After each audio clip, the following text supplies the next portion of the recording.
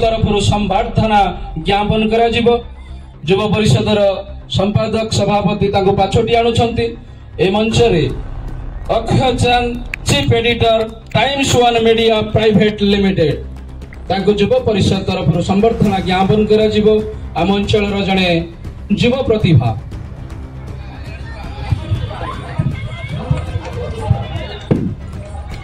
नरसिंहपुर युवा परिषद सप्तम नरसिंहपुर बैशाखी मेला 2025 प्राप्तेषु अक्षय चंद एडिटर इन चीफ महाशय आपण को नरसिंहपुर युवा परिषद तरफ अनेक अनेक शुभेच्छा।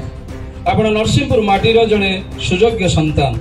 आपण एकाधार दूरदर्शन अभिनेता धारावाहिक निर्देशक और अग्रणी सांबादिक सांप्रतिक समय रे Times One Media Private Limited Bhubaneswar मुख्य हिसाब से गणमाध्यम जगत रे आपण आनिछंती वैप्लविक परिवर्तन।